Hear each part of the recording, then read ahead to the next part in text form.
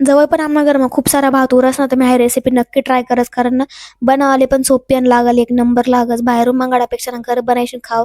भात पण वाया जात नाही, भात ना पण यूज होईस आणि खावाले पण एक नंबर काहीतरी खावाले भेटतात आपले चांगलं टेस्टी काहीतरी.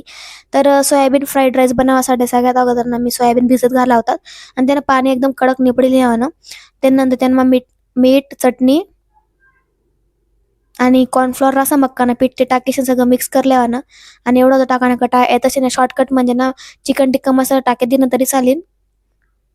दोघं ऑप्शनल राहतच, पण मी दोघं यूज करेल यांना.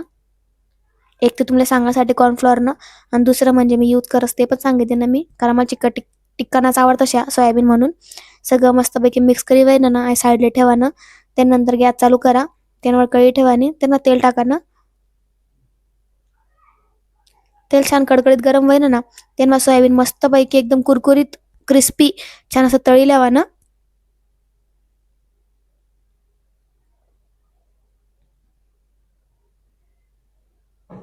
सोयाबीन मस्त तळीशीन विजायला त्या काढलेच मी आता एका भांडामा.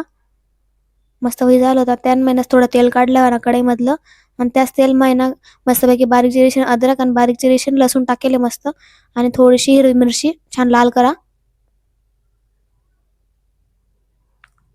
कढीपत्ता, कांदा, शिमला मिरची सगळं टाकीशीन मस्त फ्राय करा.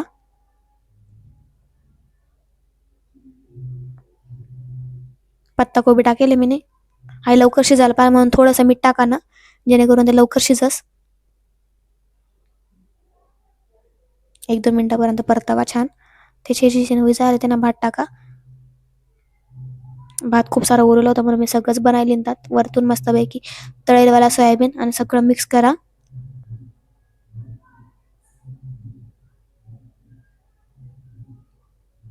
सोया सॉस, शेजवान चटणी टाकानी. शेजवान चटणी आपली जिथल्या तिखट लागस त्याप्रमाणे टाका ना, मग थोडं स्पायसी खास म्हणून मी जसं टाकस. ग्रीन चटणी सॉस नाही तर रेड चटणी सॉस जो असेल तो टाका ना. सगळं मिक्स करा. मिक्स करी झाले, आणि फ्राईड राईस मसाला असेल तर टाका. मनकडे व्हेज पुलाव मसाला होता ना तो टाका मिनी. बिर्याणी मसाला, सॉरी व्हेज बिर्याणी मसाला.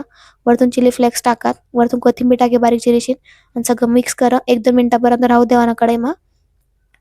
गॅस बंद करीशीन मस्तपैकी तो छान असा शिजीशीन विजास, मस्त फ्राय विजास, कच्चा कच्चा लागत नाही. तर मस्त गरम गरम द्या सगळं असं एक नंबर लागत. गरम गरम थंड चांगला लागत नाही.